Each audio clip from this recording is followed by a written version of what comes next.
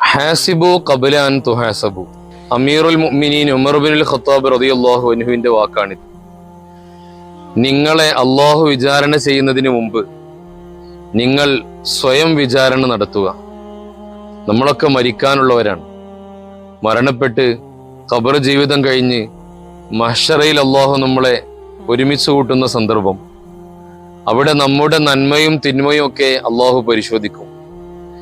നന്മയാണ് കൂടുതൽ ചെയ്തത് എങ്കിൽ നമുക്ക് സ്വർഗത്തിലേക്ക് പ്രവേശിക്കാൻ കഴിയും. അല്ല, തിന്മയാണ് നമ്മളിൽ കൂടുതൽ എങ്കിൽ ആ തിന്മക്കുള്ള ശിക്ഷ അനുഭവിച്ചിട്ടേ നാം ഒക്കെ സ്വർഗത്തിൽ പ്രവേശിക്കാൻ കഴിയുകയുള്ളൂ. അതുകൊണ്ട് അള്ളാഹു നമ്മെ വിചാരണ ചെയ്യുന്നതിന് മുമ്പായി നമുക്കൊന്ന് സ്വയം വിചാരണ നടത്താം. നാം എന്തെല്ലാം ജീവിതത്തിൽ ചെയ്തിട്ടുണ്ട്, ഓരോ ദിവസവും നാം എത്ര നന്മകൾ ചെയ്തു, എത്ര തിന്മകൾ ചെയ്തു.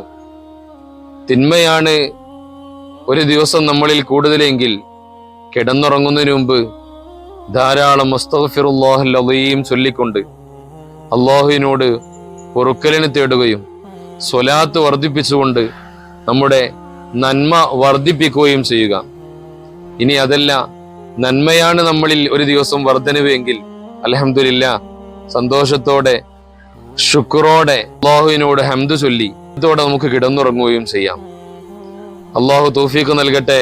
ഹാസിബു ഖബ്ല അൻ തുഹാസബു.